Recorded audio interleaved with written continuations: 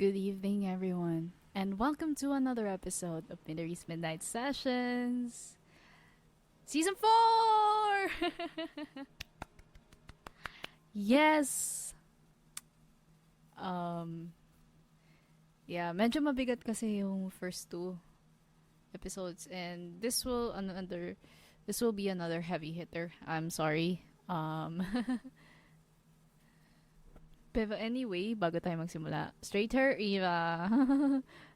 I'm in my straight hair era na naman. Diyos ko, be, ayoko talaga Initially, ayoko talaga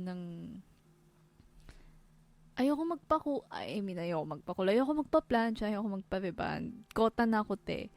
Kasi, like, even without the reband, I have lost so much hair, and it's absolutely concerning. Um, and with all of the things that have been happening lately, parang it's harder to ignore na ang daming nalalagas na buhok sa'yo. Kaya nga ngayon, my hair was up to here or up to my boobs. Kaya ito, straight hair era na naman at shortened, straightened, straightened, straight na shorter. Shorter ang longer hair ni bakla. Ito. But anyway, so if nakita nyo last week,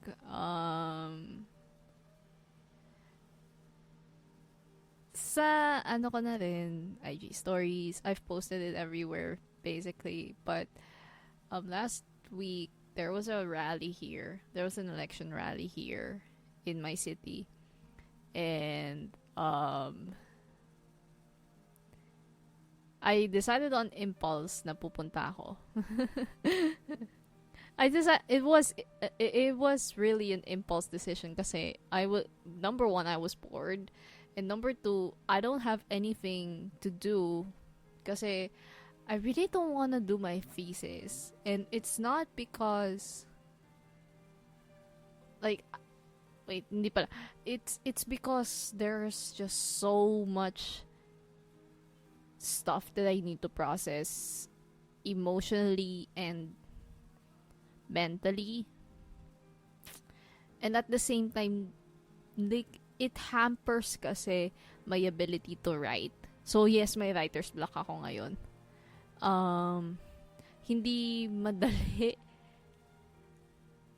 Hindi madali magsulat ng thesis tapos mag-isa ka lang, and like you would have to like scroll an endless amount of times just to get the perfect references sa study mo. It's hard, and like parang nahihirapan ako na bumalik sa pagsusulat kasi like the past few weeks, especially when the interview, my first person interview happened, and suddenly parang nagkaroon ng whiplash. So lahat nung mga hindi mo naramdaman noon, it flooded through, and ngayon hirap kang lumangoy. So I was really questioning whether I would be able to even write or even be in the right headspace to write. Kasi let's face it, I'm a damn good writer. People have said it, and it's like, parang to me, it's kind of second nature. Sorry. It's kind of second nature, and parang yung utak ko kasi, it just like the words just naturally come eh. And parang after all that, parang like after all that repressed trauma resurfaced during the interview, during the day pala of that interview rather. Some of it even seeped through the interview proper. Ang hirap na i-deny. Basta ang hirap niyang i-ignore. It's harder to ignore now than, I kind of used to kasi there was just so much stuff ramping up na hindi mo like it kind of got put into the back burner and hindi mo siya na-process. So ngayon na focused ka na, locked in ka na sa thesis mo, parang with this kasi it kind of allowed me to be in that that reality would be too strange, pero that allowed me to kind of think about it, reflect on it. I wouldn't say intellectualize, pero parang feel ko na intellectualize ko siya in a way na it was happening to someone else, not me. Like, I was able to intellectualize it in a way that it felt like it was happening to somebody else and not me. Parang different persona ko, ganun. Di siya sa akin mismo nangyari. And it's just so visceral when it hit, with the interview. Na that was my first time, like, I think, that was genuinely the first time that I felt that vulnerability. And kung narinig nyo sa pero at the same time, the one thing that scared me more than being vulnerable was being seen in that vulnerability. And as someone na hindi masyado napapansin, hindi masyado na-appreciate, it's so hard to get used to that. Like, I remember last week, I met Ate Darlene Kai of GMA News. Like, dumikit lang ako kay Kuya Pao, ha? Kuya Pao Barcelon of Billionario, ex-YNBH. Like, dumikit lang ako kay Kuya Pao that day. Like, sabi ko nun kay Kuya Pao was just, okay. Wait, since you're here, I'm going. Bye. I'm like, naligo ko noon, nagbihis ako agad. I didn't care. I didn't give a fuck about what I was gonna wear that day. I just knew I had to go. And I would not miss the chance to be there, to be in the action, just to have fun. And like, observe. Just be immersed in that kind of reality.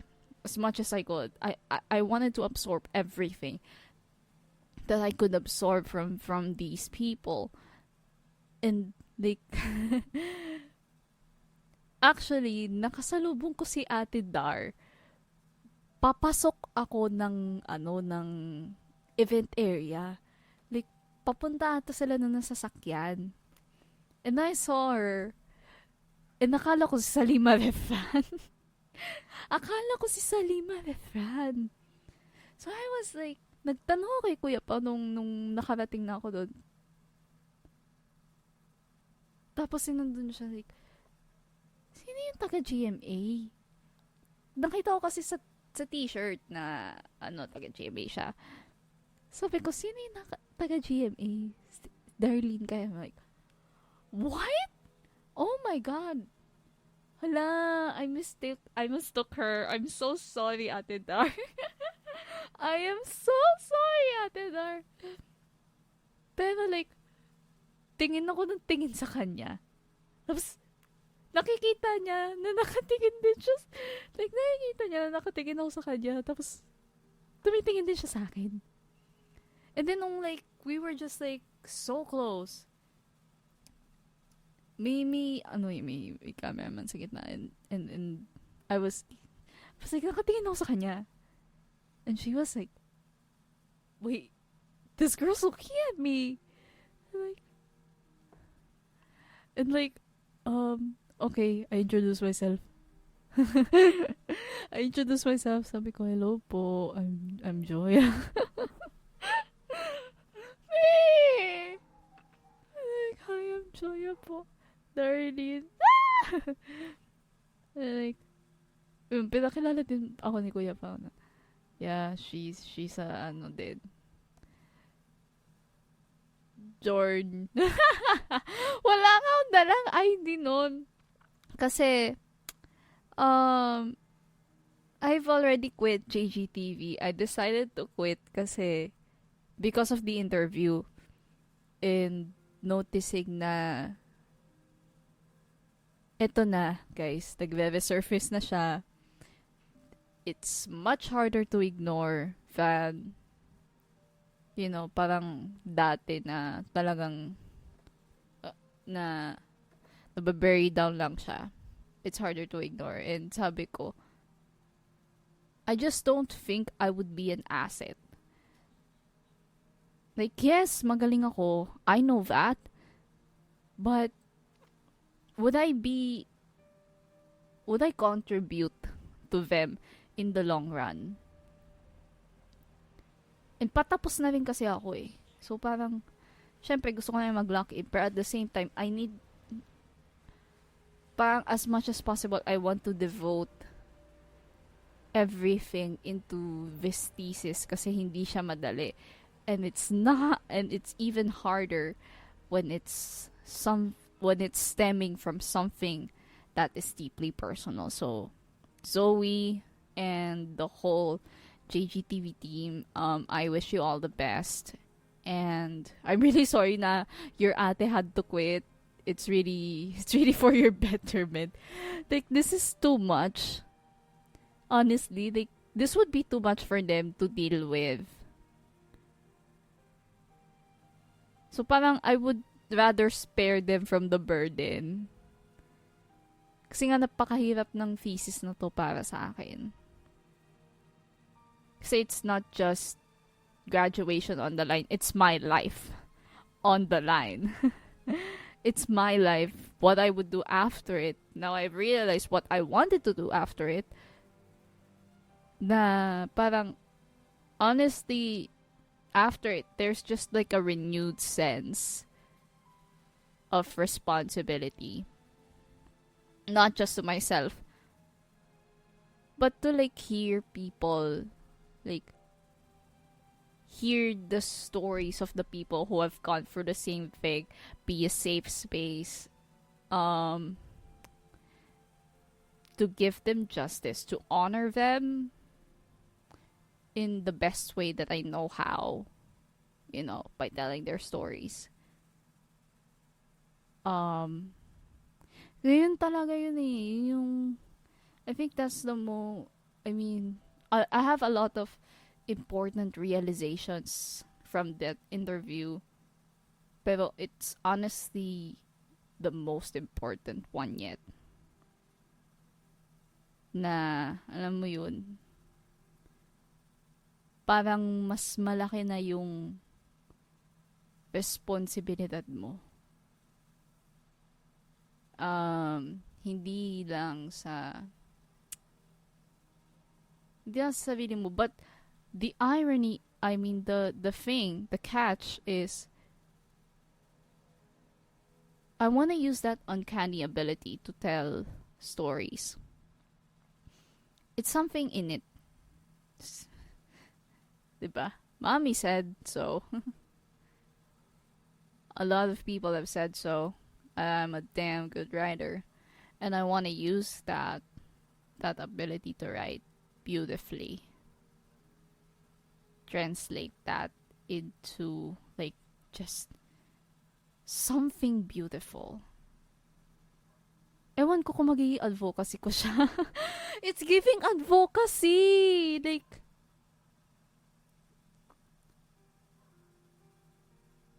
Pero kasi like,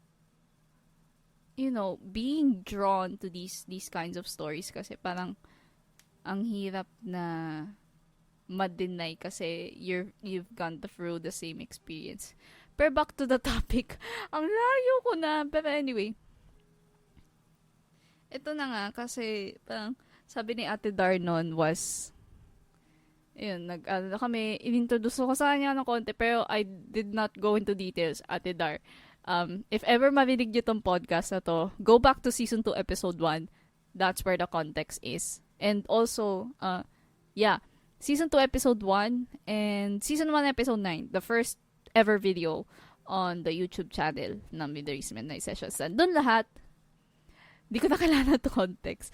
That would be too much explaining, and this episode would go on too long. So, anyway, balik. Yun na nga, usap-usap kami konti, tapos sabi ni Ate Dar, dapat next time, kasama ka na namin dito mag-cover, ha? I was like, okay? Okay? Okay? Wait, what?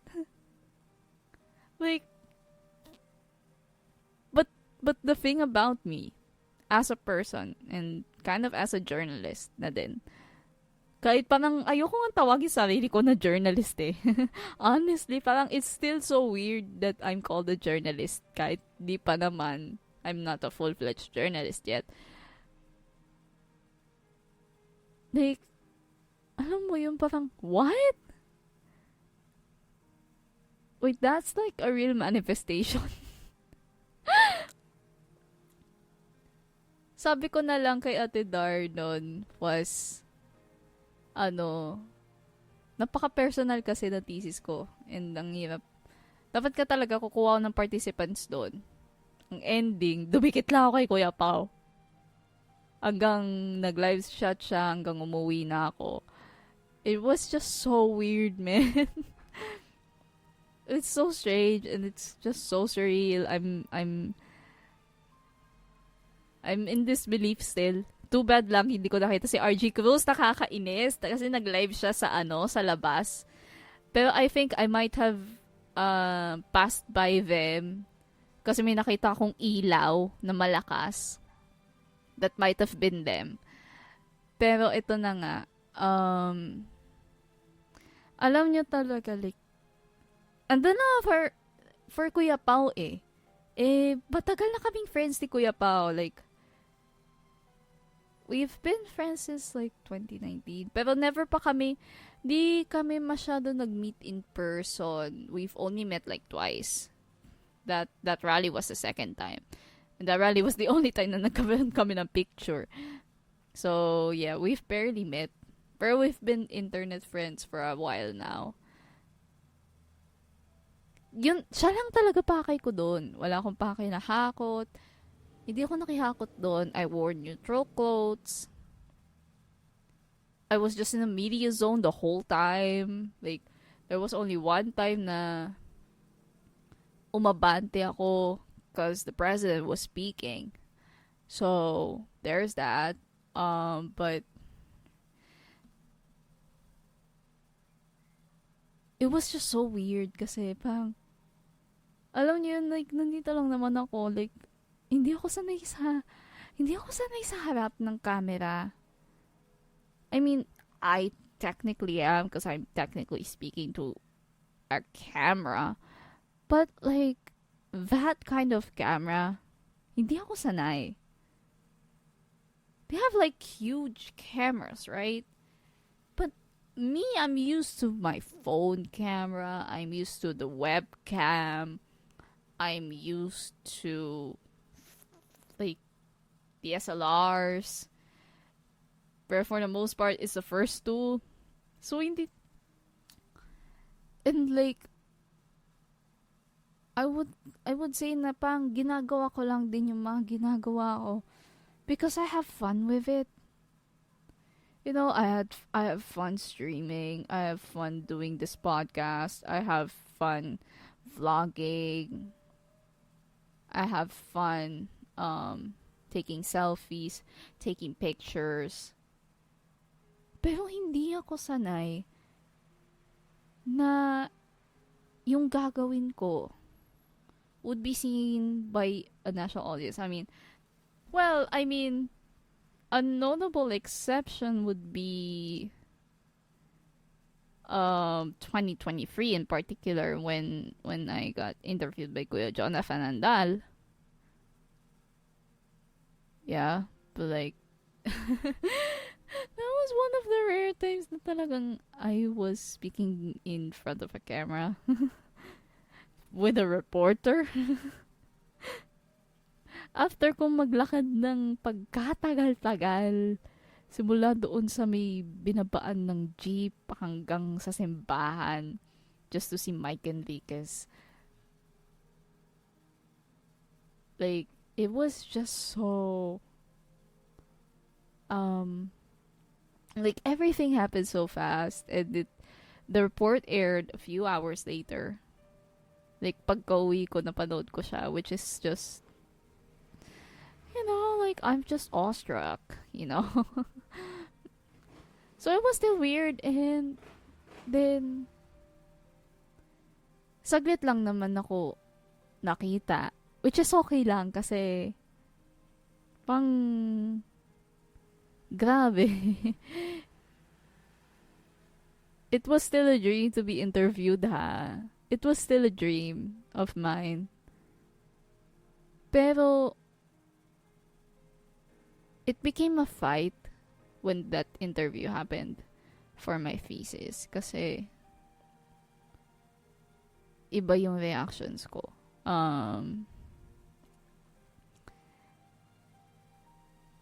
I was even pointing it out to my interviewee. Sabi ko, bakit ganito? Like, tingnan nyo, di ako makakain, di ako, like, it's hard to, like, lift up my face. I just, like, the shame compounded me so bad that I couldn't lift up my face. Na even nung pag-uwi, hindi ko like, I just felt genuine fear even though I wasn't supposed to be fearful, I wasn't supposed to feel that way. Kasi everything about it is safe. I had my interviewee beside me. But like, grabe yung ramdam kong fear. And if like the first week is vulnerability and then guilt on the second week, now it's a fear of being seen. Like, the thing about me is I have dabbled in every single creative outlet possible. I was never noticed. Like, in all honesty, I haven't had the best experiences of being in clubs or participating in extracurricular stuff. I haven't had the best experience. Like, I pursued music full-time kasi I loved being a singer-songwriter. But they weren't taking it seriously. Look at us now, right? Like, I have a very successful second album. Like, my Spotify monthly listeners are still at the 4 digits. Like, if only it's halfway to 100K. Just imagine that. If I never pursued music, none of this would happen. Another one was, this is pretty recent din, Strasok. This was nearly 2 years ago. This was almost 3 years ago pala. I was supposed to be one of the reporters for our particular coverage. But somebody was like, I wanted to become a reporter too. Ang ending, I had to give up my slot just so they could fulfill that dream. They could be a reporter. Ang ending, I had to sacrifice my my yearning to become one. Kasi I've always wanted to become a reporter. And I had to step back. I had to work behind the scenes sa sound direction. And yes, I had to be versatile. Say if no one would do this, do that, I will do that, you know? I will fill in. I will step in. I will step up, you know? But the thing about me is I've always wanted to be in front of the camera. I've always wanted it. I've always wanted it, and I've always dreamt of it. And actually, during my time in JGTV, I've only had one on-cam report. Isa. Just imagine, like, I've only had one on-cam report.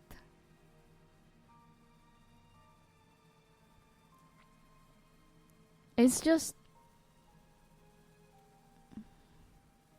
you know, parang, madalas kong ganap nun was behind the scenes. I was writing scripts. Kahit na sa totoo lang gusto kong mag-ano sa camera. I want to be in front of the camera. Pero college di ko magawa. I've only had one. High school, I did try for the broadcasting team. I was rejected, you know, like and as for me, I kept grinding, you know, like I did this podcast, I vlogged, I released music.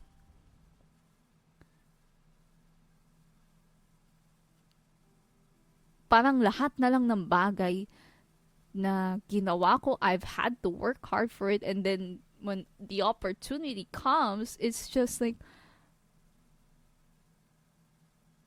what am I gonna do with this? What am I gonna do? Like, am I not supposed to work hard for it? Am I not supposed na magbida-bida? Na magpresenta?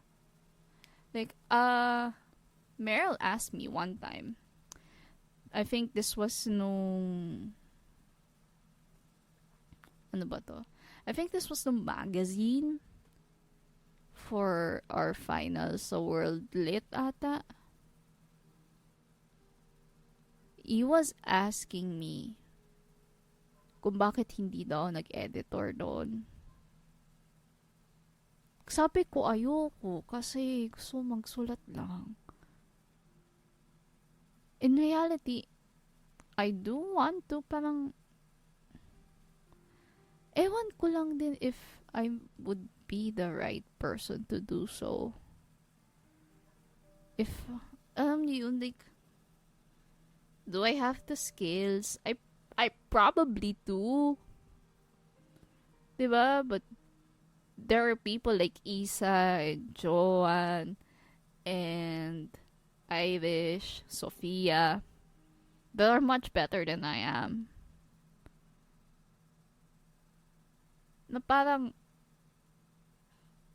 alam mo yun, like,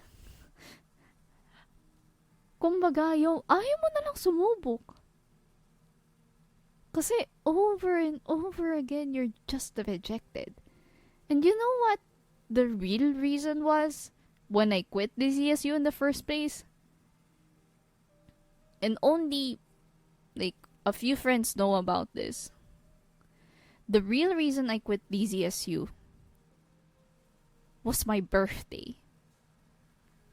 I waited for 21 hours to see if they would post something. They did not. Like, I remember I was chatting Jenny that day. And I was expecting na birthday post. Kasi sound director ako eh. Tapo, I'm part of the officers. And they were able to, like, give everybody else their respective birthday posts, diba? And I patiently waited for mine. As in, naghihintay ako sa harap ng laptop ko kung mangyayari ba. Like, sabi ko, ang dali-daling gumawa niyan sa Canva. Just give me the Canva link. I will do that respectfully. Pwede ko isend yan sa inyo. Madali lang sa akin yan. I could do that for my page. I could do that for anything else. Pero like damn it. Pero dumating yung 10 p.m. So I was waiting for 21 hours. Simula 12 midnight hanggang umabot ng 10 p.m. Naghintay ako for a single post. Kasi ang unfair, I was one of their officers. I was one of their founding members. Yes, they could make an excuse na finals kasi hindi natin kailangan mag-post, but you can schedule that. It's easy. Pwede nyo nga i-schedule mga birthday post kung kailan birthday nung tao eh. Madali lang yan. Kasi I know how to, like, how to schedule posts on my page. I've been doing that for a long time. Pero, nasira yung puso ko doon. I was heartbroken over that kasi it was just so unfair na I kept showing up. I was there. Like, pag need nila ng magsa-sound guy sa recording, I was there. I was kind of the floater around there. Kasi I can do so many things, But they couldn't make me a single birthday post. And yes, like finals, okay, you could make an excuse.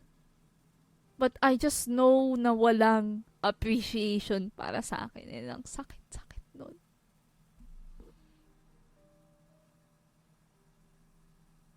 Ang sakit nun, ha? Inantay ko talaga yun. I was looking forward to it all day. Like, I was hoping na, hala, birthday ko ngayon, sana may bumati. Sana may bumati. Man lang. Kaya nga, hindi. Honestly, guys, hindi na ako masyado nagpo-post sa Facebook ng, okay, birthday ko ngayon, okay. Hindi na ako masyado nagpo-post kasi parang nakikita ko, buti nga yung iba, binabati ng happy birthday, sila na mismo bumabati, pero parang ako, I have to work hard. Parang kailangan ko pa magpapansin. Para lang malaman nila na, hey, it's my birthday today! Yay! Nanlumo ako nung araw na yun. As in, like, as if Chihaya's, like, having to not talk to Chihaya was a sacrifice. Like, it wasn't heartbreaking already. This compounded it even more, and I just knew I wasn't appreciated, so I had to leave. Na alam ko hindi naman magsusorry si na Chad dito. Hindi naman siguro magsusorry si na Ma'am Kimi dito. It just felt really sad. Na bakit ganun? Kailangan ko magbida-bida. Bakit ko kailangan mag-grind, papansin? Just so I would be noticed at all. Like, that was the time talaga na na-realize ko na, parang, you know, like, you're trying so hard for these people and they don't appreciate you. And now, when other people do, when they see you, it's just so foreign to me. It's just so strange, and like every time every time I think of all the things that have made me feel seen in the past few weeks, parang ang hirap tanggapin. Kasi hindi ka sanay.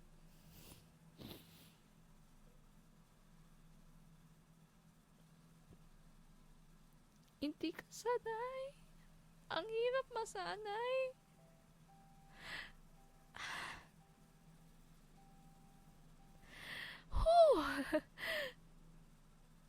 Kasi all this time parang ang sipag-sipag mo sipag-sipag mo maglabas ng podcast, ang sipag-sipag mo mag-pump ng kanta, ng singles, kahit i-release mo lang naman siya.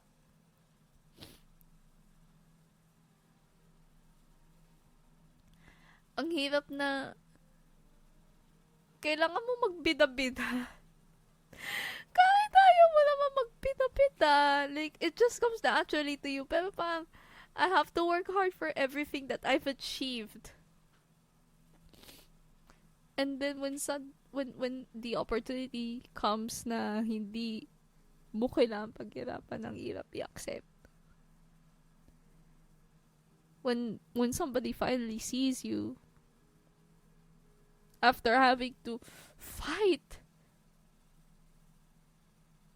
every single day just to be noticed, it's so hard to believe.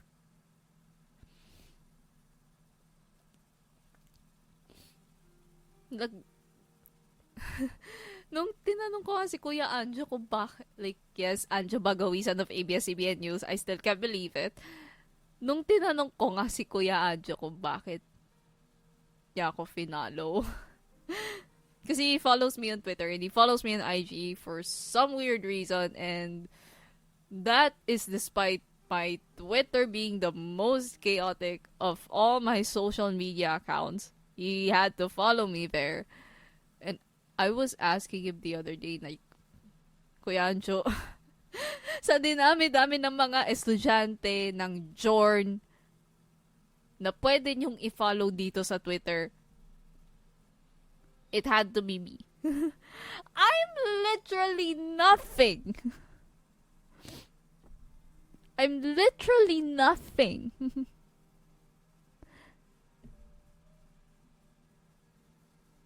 Like, sabi ko nga, hamak akong fangirl lang. I'm literally just a fangirl that's happening, like, that happens to be obsessed with journalists. More specifically, the reporters, right? That's me eh. Tapos ang reply niya sa akin, bakit hindi? Pero honestly, it's really because, like, times like these do not come to me that easy. Like, I had to question if I really deserve this. Kasi nga pinapakita nga ng ibang tao eh.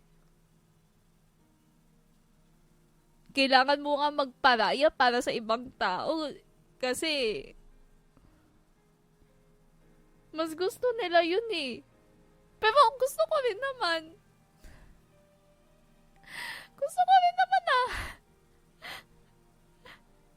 I've had to fight just as hard as you did.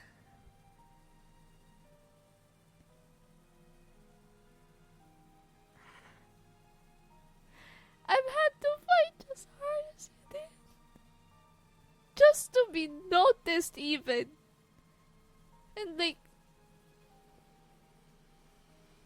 alam niyo yun, when people do notice you, it's always like when you're angry.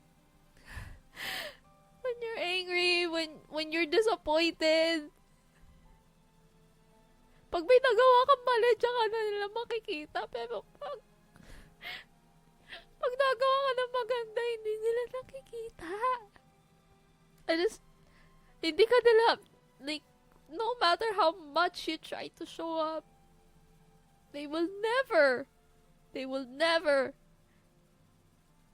see, like, just how hard of an effort you put into this because you're a bitch. Because you're a motherfucker that decides to speak her mind, that decides to say na, this is bullshit. You know, like, kasi ako kailangan ko paghirapan eh. Lahat na lang ng bagay na dumadating sa akin, like, lahat na magagandang bagay na dumadating sa akin, kailangan ko paghirapan.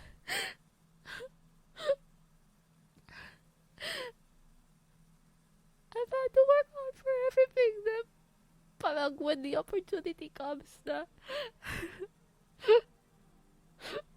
when the opportunity comes na parang nakikita ng ibang tao na like you're fighting hard, you're working hard towards the dream na matagal mo pangarap to eh. Grade 9 pa ako. Grade 9. Fresh from, an appendectomy. That's been your dream. Sabi ko nga, doon ko na siya mula nung bata pa ako eh. It's been realized like nung grade 9 talaga. Ang hirap kasi you've had to fight so hard for all of the good things to happen to you. Na you're at a point where you're just questioning the validity of it.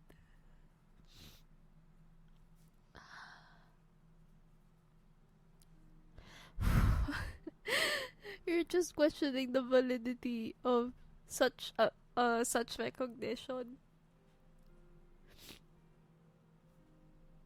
Kasi madalas doon, you're being thrown into the background of things eh. Na hindi ka pinapansin. Nandun ka lang. And may mga times na alam mo yun, ayaw ko na sumubok eh. Kasi no matter how hard you try, lagi kang rejected. Lagi kang like member ka nga ng club. Pero ni sa birthday post, wala silang nagawa. Alam niyo guys, naghihintay lang talaga ako ng senyas, ng signal, to finally leave JGTV. And this was the time. Like, this particular interview became the sign that I really had to. Pero talagang, ang sakit sa akin noon. Kasi,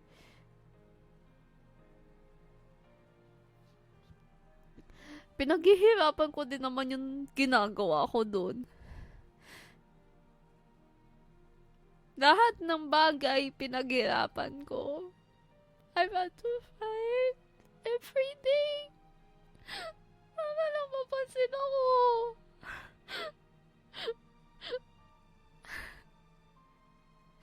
I've had to fight every day just to be seen, to be noticed. Na it's just so foreign to me when people do see na ang galing mo, you keep showing up.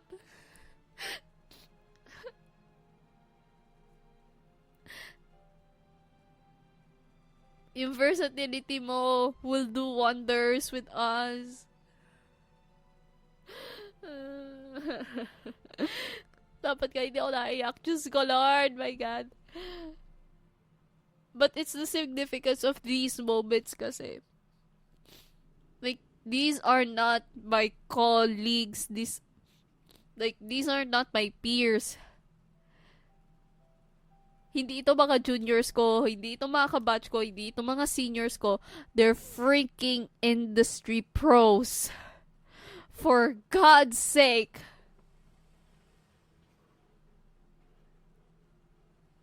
Like,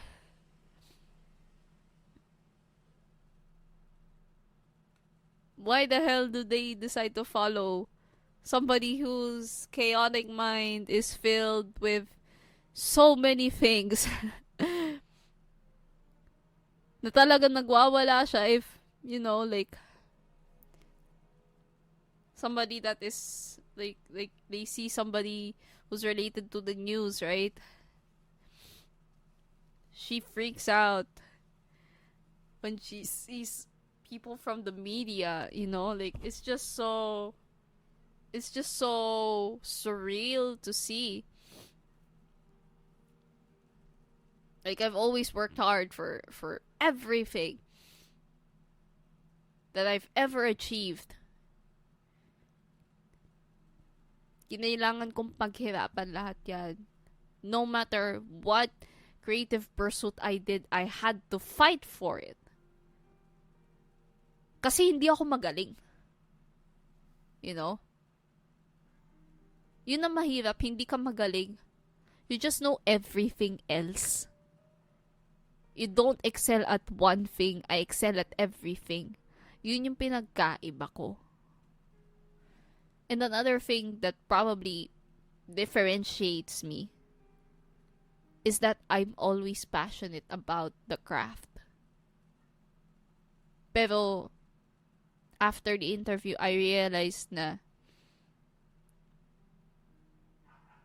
this experience, being traumatized myself, being a victim of sexual assault myself,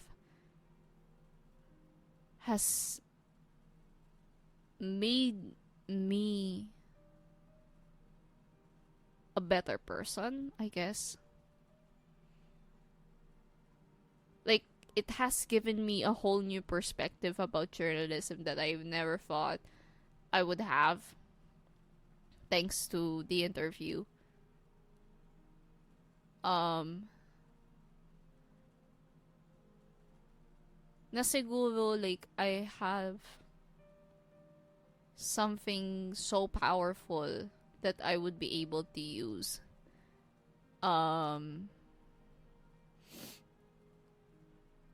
in my pursuits with journalism, shall I ever decide to do it full-time na talaga.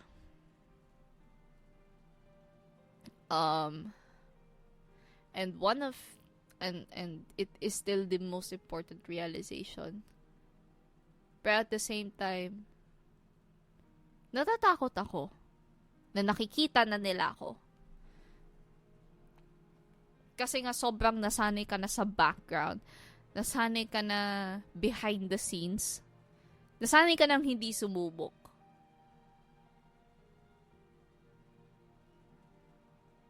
Na magbida-bida, magpapansin. Nasanay ka na doon. Pero, minsan pala, hindi mo na rin kailangan magbida-bida kasi people will come. Like, the right people will see you. The right people will appreciate you. Nang hindi mo na kailangang maging loko-loko, hindi mo na kailangang magbida-bida, magpapansin sa ibang tao, magpaganda ng resume mo. You know, like, no matter how good your resume is,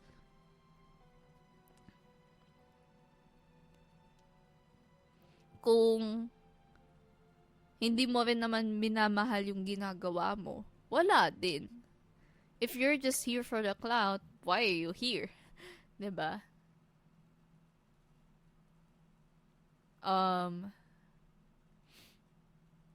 And I think to end this, I want to paano ba?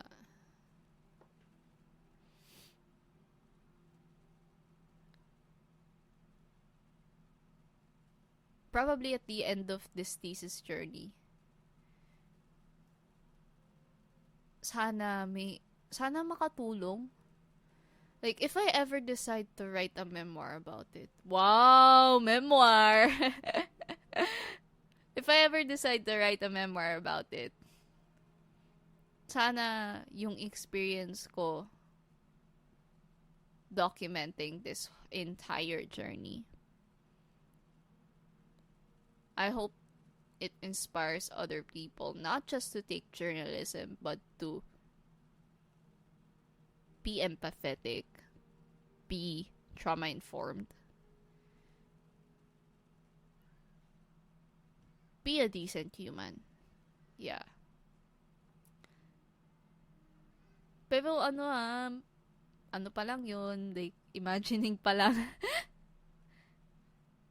I think I might, pero ewan ko din. We'll see.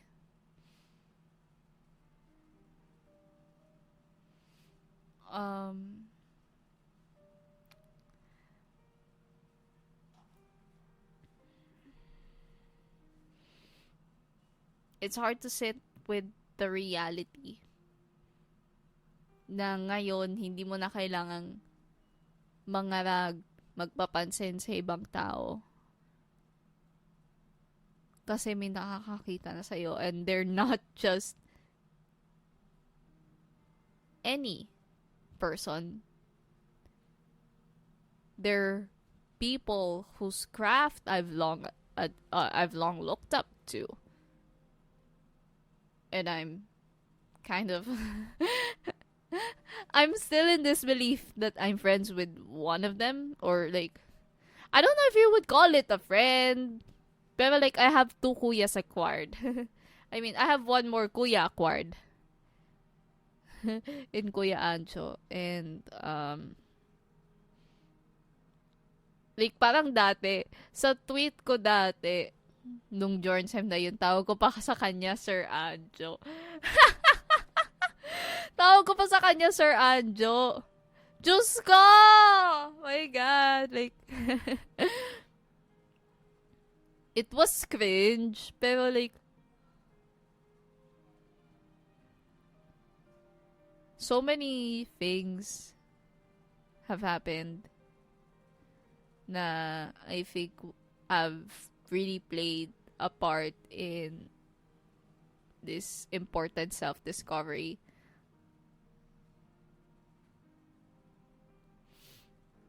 You know, and